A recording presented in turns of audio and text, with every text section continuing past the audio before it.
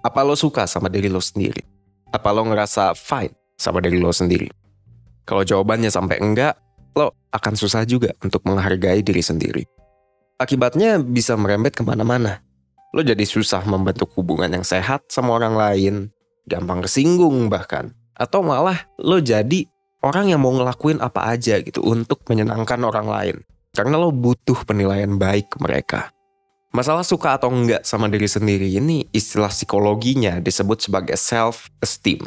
Mirip-mirip sama self-confidence lah, tapi ada bedanya. Nanti kita akan ngomongin.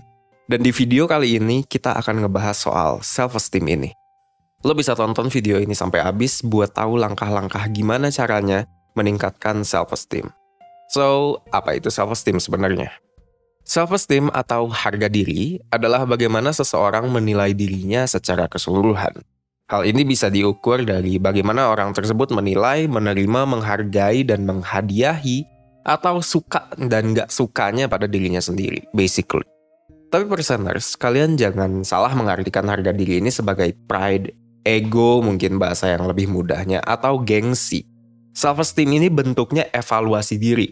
Lo suka sama diri lo apa enggak? Lo menganggap diri lo berharga apa enggak? Sesederhana itu. Self-esteem walaupun fokusnya ke nggak suka atau suka sama diri sendiri, namun ini bukan cuma sekedar slogan kampanye self-love gitu atau semacamnya. Lebih dalam lagi, self-esteem ini ternyata juga termasuk di dalam kebutuhan dasar manusia.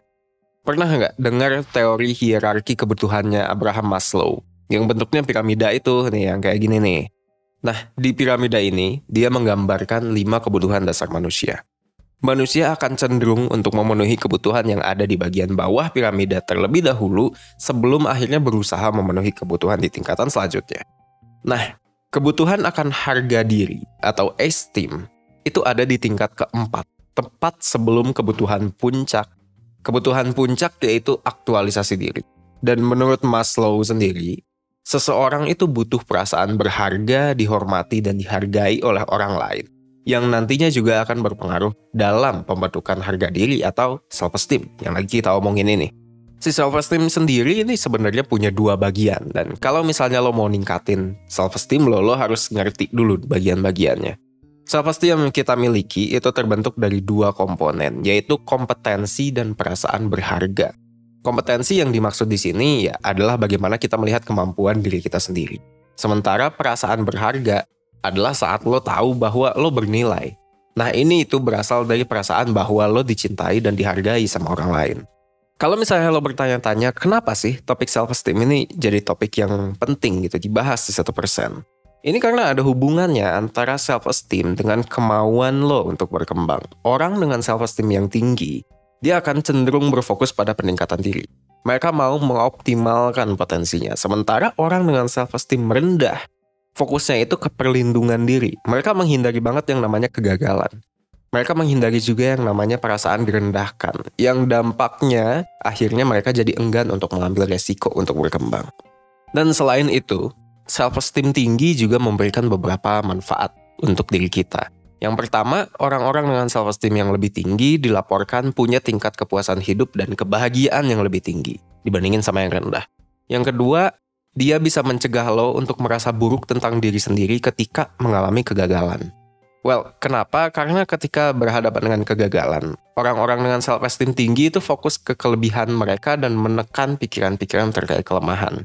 Sehingga mereka punya pandangan bahwa mereka ini masih bisa berkembang lah. Oke, kayak gitu. Kalau misalnya di bagian yang lain gue bisa oke, setelah belajar ya kenapa di bagian ini gue nggak bisa oke. Kayak gitu pikirannya. Yang nomor 3, self-esteem juga berperan terhadap kualitas hubungan dengan orang lain. Orang dengan self-esteem tinggi itu cenderung melihat hubungan dengan orang lain itu secara lebih positif. Sebaliknya, orang dengan self-esteem rendah biasanya menilai hubungan mereka itu lebih negatif. Akibatnya, self-esteem rendah berdampak pada persepsi. Lo jadi punya persepsi bahwa hubungan yang dibangun itu tuh kurang berkualitas. Padahal kalau misalnya kita lihat dengan kacamata objektif, nggak ada alasan untuk lo ngomong kayak gitu. Nah, oke. Jadi udah jelas banget lah kalau misalnya self-esteem ini sesuatu yang penting dan juga untungnya self-esteem ini bisa dibentuk. Jadi gimana cara ngebentuknya? Nah, di sini gue akan kasih tips-tips yang bisa lo coba untuk membantu meningkatkan self-esteem. Yang pertama, Yang lo harus lakukan adalah memetakan kelebihan dan kelemahan, supaya bisa lebih jelas melihat diri lo sendiri secara objektif. Ada beberapa tips yang bisa lo pakai untuk memetakan kelebihan dan kelemahan diri. Yang pertama, buat 2 daftar. Lo tulis gitu ya, 2 daftar ini. Yang satu adalah daftar untuk menuliskan kelemahan, dan yang satu lagi untuk menuliskan kelebihan. Dan oke gitu, pada saat lo selesai mungkin lo akan sadar bahwa lo kayaknya akan lebih banyak menuliskan kelemahan. Dan oke, udah jadi rahasia umum kalau misalnya manusia akan lebih mudah fokus ke kelemahan dibandingin kelebihan. So, nggak usah ngerasa down gitu kalau misalnya emang daftar kelemahan lo lebih panjang. Just remember that banyak banget kelebihan lo yang lo itu nggak akan sadar. Dan makanya tips yang kedua adalah buat membantu lo untuk menemukan kelebihan-kelemahan diri. Coba tanyain pertanyaan-pertanyaan ini. Apa keahlian lo? Pujian apa yang sering lo terima dari orang lain? Hal apa yang lo banggakan dari diri lo? Dan apa yang lo sukai dari diri lo? Dan setelahnya, kalau menurut lo kurang puas kayak gitu ya, supaya lebih valid lo minta opini orang terdekat yang udah kenal lo, dan lo cukup yakin bahwa kalau misalnya lo tiba-tiba nanya, kelebihan sama kekurangan gue apa, dia nggak akan cringe gitu. Oke ya? Oke, itu tips yang pertama. Tips yang kedua adalah hindari perfectionism. Kalau lo perfeksionis gitu ya, lo akan punya kecenderungan untuk terus mengkritik diri sendiri dan nggak pernah ngerasa cukup. Perilaku kayak gini bisa menekan self-esteem. Dan pertanyaannya adalah gimana caranya kan supaya nggak jadi perfeksionis. Yang pertama adalah tentukan standar yang masuk akal. Masuk akal di sini biasanya orang-orang tidak mempertimbangkan faktor waktu.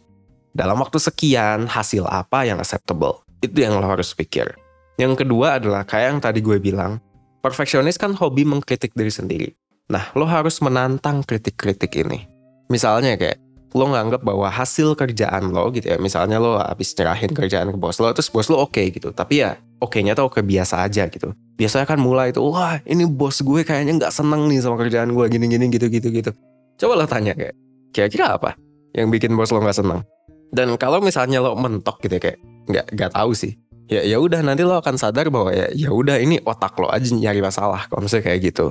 Oke, cobain jadi ditantang. Dan yang ketiga adalah alihkan fokus lo ke kelebihan-kelebihan diri.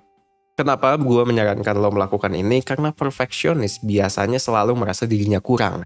Mereka ini kalau misalnya dalam skala 1-100, mereka itu karena terlalu fokus ke kekurangan-kekurangan ya mereka selalu merasa mereka ada di bawah 50. Padahal kalau misalnya diakumulasiin semuanya kelebihan dan kekurangan ya mereka bisa tahu 70, 80 kayak gitu.